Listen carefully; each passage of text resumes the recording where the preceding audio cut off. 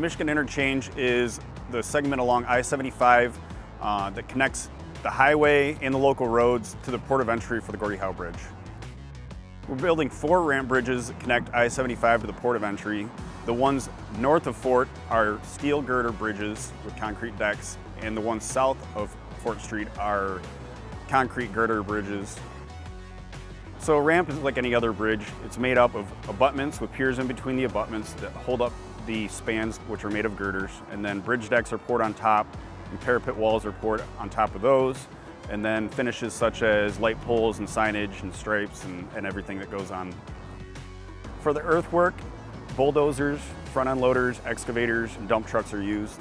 And then when we start to erect the girders, cranes varying from 80 tons all the way up to 500-ton cranes were used on the project. And then we use concrete trucks and pumps.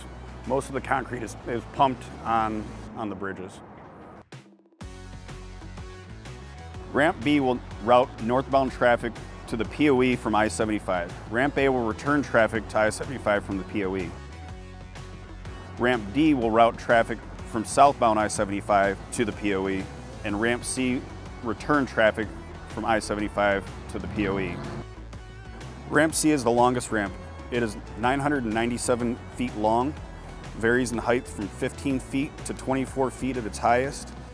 A and C will join before going over the NS Railroad tracks to enter the POE. Likewise, B and D will split after leaving the POE.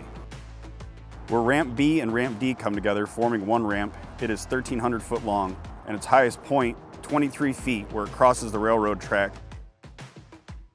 The MSE walls and some of the abutments have a pattern that is the shape of the Fort Wayne fort. There are 40,000 cubic yards of concrete that are going to be poured for the ramp bridges, which is going to be about 9 million pounds of concrete and 11 million pounds of epoxy-coated rebar. So far, the ramps are complete up to Fort Street from I-75.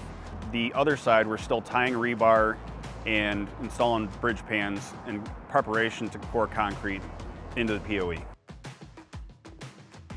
It's very challenging, but at the same time, it's really rewarding. My dad was a member of the local 25 Ironworkers Union here in Detroit. He built stuff like the Renaissance Center, and he helped change the skyline in Detroit as well. So for me to be a part of such a great project as this, to be able to change the skyline of Detroit and the gateway to Detroit, it gives me chills just thinking about, I can talk to my dad about it, and he's always excited to see what we're doing here and kind of keep the tradition alive of building trades in my family.